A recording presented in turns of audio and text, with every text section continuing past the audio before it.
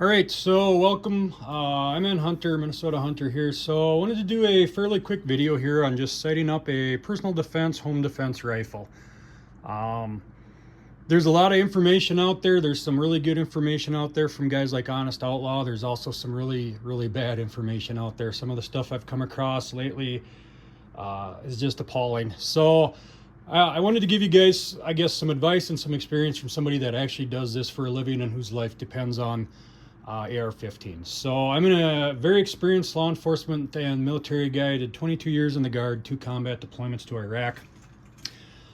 Civilian side, I am closing on 20 years in law enforcement, 10 years on SWAT, where I'm a current team leader. I am the longest serving firearms instructor for the agency, and I'm a certified AR-15 armorer. So I am extremely experienced when it comes to AR-15s. I have been carrying one literally my entire adult life to defend my life, protect people around me, project power in the military.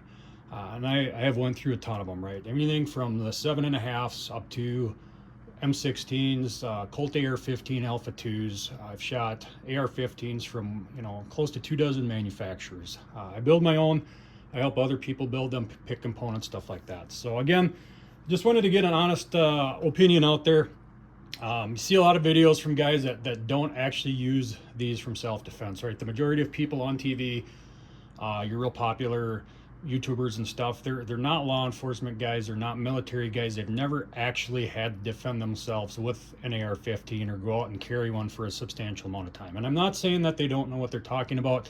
I'm simply telling you that a guy that stands on a flat range all day looking pretty does not have the same type of experience as a guy that's out, doing combat missions at 2 a.m. in Baghdad or creeping through the woods when it's 25 degrees below zero as a law enforcement officer. So I'm going to try and get this done in about 20 minutes. There's a lot to cover. I'm going to cover as many things as I can as efficiently as possible. But again, just stick around. I have some very good knowledge and insight when it comes to AR-15s. You'd be hard pressed to find somebody with more knowledge and experience just based on my background and the fact that I have to maintain around 40 of these every single year. So I know a lot of guys are looking at this video and they're probably going to want brand recommendations. I try and stay away from that just because there are so many manufacturers out there. I will tell you that, as with anything in life, when it comes to AR-15s, you typically get what you pay for. So this is my duty gun, my SWAT gun. This is an Alex Pro Firearms APF Armory LE SBR, law enforcement short-barreled rifle. These have been extremely good guns for us. We own around 30 of them. We had a couple issues with them early on. They helped us out. We got that sorted out immediately at no charge, and they've been phenomenal guns. This rifle is close to 10 years old. I would guess at least 10,000 rounds through it. Certainly over 5. I don't keep track. I probably should. But again, this gun has been used extremely hard. And I have experience with a lot of different guns. We also have some DMR guns, some 16-inch, some 18-inch. We have an AR-10 we use for designated marksman stuff, sniper work, and things like that. So APF is a good brand. They switched ownership lately. Seems like the quality control has gotten better, not worse. And again, they're do great. I would also recommend BCM. BCM just makes phenomenal firearms. Again, I've never seen one of them that had any really weird flaws, anything like that. So if you're looking for brands, them are just 2 of many, right? I will tell you that I would get into, if you can afford it, at least, excuse me, at least that $800 and up price range. You get much better quality control. You get better coatings on parts and stuff in that price range. And you're just much more likely to have a good, solid, reliable gun. If you can afford it, again, at least that $850 and up range. Generally, you're going to get a good AR-15 in that price range. When you get below that, it can be really hit or miss based on my experience. So that is all I'm going to say about brands. Do your research. There's a ton of them out there. We need to talk barrel length, all right? So I think there's a lot of again, flat range guys out there doing cool videos and stuff, running around with some really short barrels, and they are cool and they are handy and they are light, but they are not as good for shooting inside dwelling structures, cars, stuff like that. I would not consider going less than a 14.5-inch barrel unless you are 100% certain that you're going to end up suppressing that rifle. So rifles kill by velocity. That's what gives them a substantial advantage over handguns, that and the round count. Handguns are very poor killers. They're very slow rounds. They don't transfer a ton of energy. I can't think of a single officer involved shooting in our area where somebody's been shot with a handgun, only one time and was immediately incapacitated, including a guy that was shot twice in the head and was still fighting when he was hauled off. So handguns suck. Rifles are much better at transferring energy, quick incapacitating kills and stuff like that. But for them to be better at it, they have to have velocity. Velocity kills. So optimally, you want about that 2,500 foot per second plus to get that really good hydraulic shock into a body or an animal. More is better. So that is the first reason I would not go less than 14 and a half. Unless you're going to suppress it, is simply more velocity is always better. You're going to get much quicker, much more effective kills with a higher velocity and a longer barrel length. The second reason, 14 and a half inch is extremely punishing to shoot without a suppressor. I will tell you that shooting a 14 and a half inch inside a structure, without hearing protection can cause permanent, hearing loss, and it's definitely going to change your ability to be able to hear, focus on what's going around you, perceived threats and stuff like that. So again, that's kind of that cutoff point. 14 and a half is tolerable. It's still going to mess you up, especially in an enclosed space. If you've ever shot anything inside a house, it is extremely loud and disorienting. But you start getting under that and you start talking like substantial and catastrophic hearing damage from just a single shot. So personal defense, home defense, not suppressed, I would go 14 and a half or a 16. The one up here for work is a 10 and a half. We'll talk about the shorter ones in a second. This rifle is one of my personal guns. This is a 16. So you can see that it is a little bit longer than the 10 and a half suppressed. Part of that is the extremely long muzzle device that's on there, so I can mount a suppressor on it. But I've never found a 16 unwieldy, like inside a house, inside a structure, inside a car. You start getting longer than that, they become a little bit more of an issue. I started off in Iraq with the M16. That was long. I was very happy that about a month later they issued us all M4s. But again, that 14 and a half to 16 is kind of ideal if you're not suppressing. You get great velocity out of them. You're going to be able to reach out and touch something if you need to. You're not going to have, as catastrophic of immediate disorientation and hearing damage with them. If you are certain you're going to suppress them, you're probably going to want to get a little bit shorter. You can suppress a 14.5. You can use it for home defense, in and around a vehicle. It's going to be a little bit long, but it is doable. But most guys they're dropping down, and part of the reason they're dropping down is because they're just handier, right? They're lighter weight, they're handier to wield with a shorter barrel.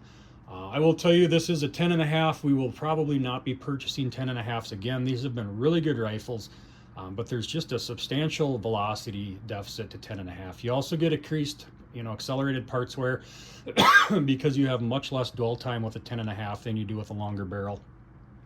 You typically get a little dirtier running because you're blowing a lot more of that gas and that carbon back into the bolt carrier group to get it to cycle during that dwell time. So again, 10 and a half is extremely popular, but I think they're going to start going away in favor of like the 11 and a half to 12 and a half inch guns, which is what I'm looking at when we replace these. So if you are going to suppress, 14 and a half is the longest I would recommend. You can go down to 10 and a half.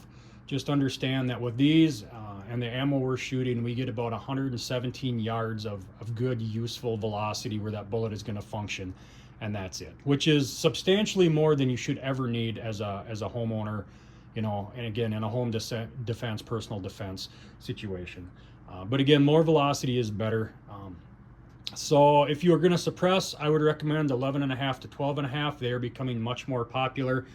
I will tell you that AR15 and 5.56 or 2.23, you gain quite a bit more velocity per inch of barrel length than you do with a lot of your larger centerfire cartridges. So I've seen up to 50 feet per second for each additional inch of barrel, which again can be substantial as far as adding 30 to 40 yards of effective range and just larger, more incapacitating, wounds up close. I would never go less than 10 and a half. All right, the 7 and a halves in my mind are utterly ridiculous. You're basically giving up every advantage of having a rifle. They're extremely slow. The rounds leave them at maybe 2,200 feet per second. To really get that good hydraulic shock, that incapacitation, you're looking at least 2,400 feet per second. 25 is better. The 7 and a halves have significant issues with parts wear, parts breakage. They have very short dwell times. If you don't know what that is, I might do a separate video on it. And they're just absolutely atrocious to shoot. You're talking about catastrophic hearing damage, you know, and disorientation from a single shot of them, you know, with one of them inside a residence or a structure. Even suppressed. Again, you don't get the hearing loss and the disorientation, but you suppress a 7.5, you're going to break parts extremely fast. They're just not worth it. I had a buddy out here shooting one last fall, and my wife, who's fairly tolerant, came and banged on the patio door, and I opened the door and she said, "What the hell are you guys shooting?" And it was a 7.5-inch AR, and she said, "No, like, that's fucking ridiculous. You were going to give me a freaking breakdown in here." And for the record, we shoot 300 Win Mags out here almost weekly. So it is that loud. It is that disorienting. Stay away from them. So non-suppressed, 14.5, 16, you can get by with an 18. Suppressed, I would recommend 11.5 to 12.5. You can get by with a 14.5. You can go down to 10.5. You're going to have a little more parts wear. Definitely going to lose a little velocity, but it is doable. But again, try and stick with that 11.5 to 12.5. That's what I'm going to spec out when we replace these in a couple years. Again, rifles kill by velocity. Just understand that. Handguns are extremely inefficient. They do not kill well at all. We're going to a rifle because we want quick incapacitation. We want excellent accuracy. We want a high volume of rounds. So don't give up that advantage by chopping your barrel to something ridiculously short. We will talk sights and optics quick. So I have the Magpul on here, the flip-up iron sights. I don't remember what model these are. They are steel. They lay down flat, which is part of the reason I got these. I don't want to tip the gun here. But these just flip up. This has a really good aperture in the back. I really like these sights. They've been very reliable, very durable. Front one is the same thing. Toolless adjustment there with the little wheel. They're very accurate for iron sights, and they do a very good job. So, one second here. All right. If you're just going to run iron sights, I would try and get something actually made of iron. Give me 1 second here. My microphone's not working. Let me try and plug that back in. All right, hopefully that'll clean up the sound a little bit. Sorry about that. I didn't notice that wasn't on. So again, flip-up sights, iron sights, if you're just running them, which you certainly can, I would go with the best quality sight you can afford. Again, check the reviews, do your research. There's a ton of them out there. I will tell you this one came with the Magpul polymer sights. They did work, but the problem I had with them was that front pin kept walking out. So this pin kept walking out the side, and then the sight would like tweak off the gun, which did not make me very comfortable. So if you're going to use the polymer, I would definitely put drop of super glue or something on these pins front and back to make sure that they do not walk out when you need them the most. I prefer the steel. The other reason I went with these again is they lay extremely flat, so they don't interfere with my magnifier when I flip that over. Oops.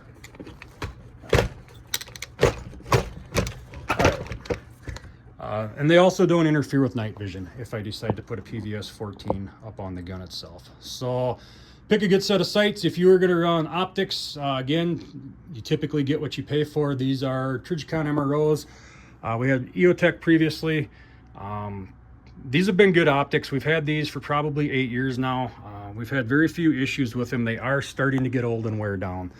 We're at the point now where we're sending in about 2 or 3 of them a year for repair. A lot of times it's because they fell out of an armored vehicle or something like that. But again, anything electronic is eventually going to wear out. And we probably have some of the worst conditions in the country here. It's been like 18 below 0 Fahrenheit a couple nights this week. I know we have extremely cold, punishing winters, extremely hot, humid summers. And these guns, these rifles, these optics sit in a car 24/7, 365. So that thing is, they're exposed to just a great deal of environmental abuse. Again, they've been great optics. I would, if I'm running a red dot, if you're running a red dot, I would still try and get backup iron sights on there. I prefer a lower 1/3 co-witness. Some guys prefer a true co-witness where the irons are centered in the optic. That is completely up to you. Just look it up and understand what that means. So other really good, reliable, like mil-spec, law enforcement spec optics include Aimpoint. Again, anything from EOTech, Trijicon generally. So do your research. If you can get into that price range, get into that price range. They're very durable. They hold zero well. One of the reasons we're rocking the Trigicons rather than the EOTech's is battery life. We can typically get about 2 years of battery life out of these. I encourage you guys to change them the first of the year every year so you never have a dead battery when you need your optic the most. I prefer the EOTech sights personally, but again, for duty use, law enforcement use, we can't be replacing batteries every 2 to 3 months. I have a hard enough time convincing guys to do that once a year. So understand battery life, advantages and disadvantages of different optics. I definitely like the dot better on the EOTech, especially with the magnifier. You don't have to get into this price range. There are some other decent, reliable options out there. You can get Hollow Sun. Vortex has some good options. Sig Romeo is another one. We're running the Romeos on our pepperball guns. Minnesota State Patrol is running them on their rifles. So that is the lowest price range I would get into, is about that $200 to $250. Please don't go cheaper than that. If you can't afford that, I would simply stick with iron sights until you can. Do not buy a cheap, crappy red dot and put it on something you're going to use to defend your family and protect your life. So if you have any specific questions about that, ask down in the comments. I do have experience with a ton of different red dots, but that's kind of my recommendation. You can see I have an EOTech magnifier on there. It flips to the side, so right now it's tipped to the side, not in use. I can simply flip it in front of the optic if I want to use it. I typically don't recommend that for home defense, personal defense. You simply don't need it. I don't love them. They're really good for target ID, which is specifically what we use them for. We do a lot of stuff in and around houses and vehicles, but I also spend a fair amount of time out in rural areas, trying to track down people in the woods, people in sloughs and stuff like that. So that gives me the ability to get good eyes on somebody, especially if they're partially obscured by brush, trees, stuff like that, and actually see what they're doing and what's in their hands. So it's great for target ID, but it's not really necessary to hit a man-sized target well out to 200 yards. So for personal defense, I would not recommend it. You can certainly get one, just understand that it's going to add some complexity. You're going to need to train with it, and it's definitely going to add a little weight to the rifle. Let's talk lights real quick. So we run exclusively Streamlight or Surefire. This one is a Streamlight. I previously had a Surefire on here. I don't remember why. I think somebody's light went down. I ended up giving them that one until I could order a couple more. We now keep a stash of a lot of them. It's a ProTac, just a rail mount. I know it's upside down. I apologize. Get a good light. So it is up to you. I run a pressure pad on top of my light. I know I have a pistol grip on the front. I don't grip that. I actually just C-grip over the top of the rifle like this. Use that as a hand stop, and then I can run this with my thumb. The other option is you put the light on the other side. You just leave the pressure pad on the back and you use the support hand thumb to run the light. That is also a good option. Just practice with what you have. There is nothing worse than trying to move stealthily or get in position on somebody when some idiot flashes a flashlight, right? You have to train with what you have. It doesn't matter if you use a pressure pad or if you use the push button on the back of the light. Make sure that you practice with it. Both are good options. I will tell you that just the pressure pad on the back of the light, especially the protected ones with the raised rim around them, are less likely to go off inadvertently. But they can also be more difficult to activate in a split second when you need them. So do your research, check them out. Again, I would recommend Streamlight, Surefire. Surefire is a little higher quality. They're generally a little lighter weight, but they're about twice the price. There are a ton of other options out there. Just make sure you do, again, a good amount of research. I would tend to stay away from the polymers in most situations. But you have to have a good light on there. You got to be able to see to engage. You have to be able to articulate why you use lethal force on somebody, and it's really hard to do that when you can't see them. It can also be very disorienting for bad guys. That's the first thing I do when I engage a suspect, not shoot, but contact, is shine that light right in his face. That gives them they're at a significant disadvantage at that point. They can tell where I'm at, but they can't see where I'm doing. I can move around while I'm doing that, and it really helps. As far as lumens, I would not go less than 500. You don't need to go more than 1,000.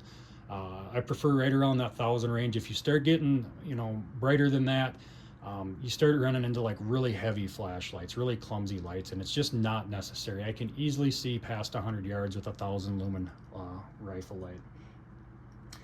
All right, we will talk suppressors real quick. Again, if you are going with a barrel less than 14.5, I would definitely suppress that. There are a ton of good suppressors out there. We have run exclusively Huxworks after doing quite a bit of testing on several different suppressors. They have been absolutely phenomenal. They are not the lightest or the quietest, but they are extremely durable. They do a phenomenal job. We've had zero manufacturer's defects or issues with them. I will tell you again, there's a ton of good brands out there: Surefire, YHM, Silencer Co., Rugged. I've shot the majority of them. If you're going to pick a suppressor for a self-defense, home defense gun, go with the lightest, shortest suppressor you can. A 10.5 suppressed is still going to be substantially quieter than a 14.5 or a 16.5 unsuppressed. You're still going to get that 20 plus decibel reduction. And again, it comes down to just keeping it as short and as lightweight as possible. Any of the K-cans are going to be a good option. Do your research, check them out. I highly recommend OSS Huxworks if you can afford it, but if not, there's a ton of good options out there. Make sure they're mounted up properly. Make sure you understand how to maintain them. Suppressors are very low maintenance. You can generally go a couple thousand rounds before you really need to do anything with them. All right, we're getting toward the end here. Magazines, please God, do not use a cheap, crappy magazine. So I was at the range this year doing a yearly qualification. I don't remember if it was SWAT or patrol. Watching the line, and one of the guys kept having issues with his rifle, which is uncommon. Again, we've had these rifles. These are Alex Pro firearms for a long time. We had a couple initial issues with them. We got them sorted out. We had to restate gas keys. At about 5,000 or 6,000 rounds, we started to see some cracked bolts. They took care of all of that free of charge. But again, these have been very good, very reliable rifles. So that really surprised me. So I walked over to him, and I immediately seen the problem. Right from 20 feet away, I could see that he was not using a good magazine. And so I walked up to him. I was a little bit pissed off, and I said, "Dude, what the hell are you using for a magazine?" And he basically, I don't know. It was the cheapest one I could find at the fleet store. And my response was, why? Why the hell would you do that? It will give you magazines if you need them. You don't need to go buy cheap, crappy magazines. That is the one thing that is going to cause probably 80% of the malfunctions in guns is cheap, crappy, subpar magazines. So please don't use them. We run exclusively PMags. We have kind of a mix of Gen 2, Gen 3. I will tell you with PMags, do not smack them up into the gun. Simply push it in, till it clicks, give it a little tug, make sure it doesn't come out, and that's it. Do not smack the bottom of these like they used to teach guys in the military with aluminum mags, because you will stick these in the gun. I have seen these so stuck in the gun that 2 men can barely get them out, and they don't function that way. It's simply not necessary to do that. When you load up magazines, make sure you have a good round count. That's going to be important when law enforcement gets there. PMags, you have the ability to overload these. They leave a little extra space, so the spring is not as compacted in there. So if you're running PMags, which I would highly recommend, just understand that you can overload these with 31, even 32 rounds. So try and count.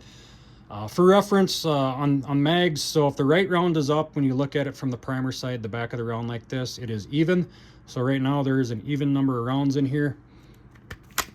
If the left round is up, it is odd, just for reference. So we run 28 in ours. That is our policy. It's not necessary, but that's what they've been doing for a long time, and I don't see that it's really worth fighting that. So when I check my mags, I look at them from the primer side. I see the right round is up. I simply push on the rounds, and you should see about a 1/2 to 3/4 inch movement. All right, so this one is properly loaded with 28 rounds. Again, I kind of use this first line here. It should be getting close to that. But just ensure that you're not overfilling your magazines. If you start putting extra rounds in them, that can cause some reliability issues, especially if you're loading from a closed bolt. If you put the mag in and then just pull the charging handle back, you're going to see some issues there. Always try and load an AR from an open bolt. Simply lock the bolt back, put the mag in, and then hit the bolt release and let that thing slam forward. All right, so last but never least, ammo. I will tell you that I know a lot of guys like the open tip match stuff. I know the military uses that, in certain scenarios, but that is because they can't use hollow points, some hollow points, soft points, and stuff like that. So please pick good ammo. Your life could depend on it. Your family's life could depend on it, as far as not over penetrating stuff like that. Do not go out and buy the cheapest crap money can buy. Go out and buy an actual round designed for personal defense, law enforcement use, duty use, stuff like that. There are a ton of them out there. We run gold dots exclusively in our patrol rifles, even our 16-inch and longer guns. They have been extremely good rounds. They're very accurate. Quality control is outstanding. They have a nickel case. They feed very well.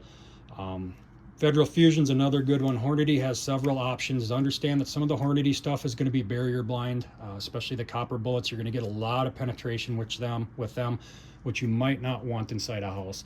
But do your research, go out there and find a round actually designed for personal protection, home defense. The only match bullet I would recommend, I would stay away from the open tip match bullets. I know a lot of guys like them. They're just not terribly consistent. The one I would recommend that law enforcement has tested extensively, if you don't want to buy like an actual high quality self-defense round, would be the ELDM or the AMAX. They're very well tested for law enforcement use. Our snipers still use them. So that is an option, but again, pick a good round. That is one of the first things that they're going to pick on if you use lethal force and something goes wrong, is what type of ammo are you using. The second thing they're definitely going to pick on is the trigger, if you've made any adjustments. So try and leave the rifle stock.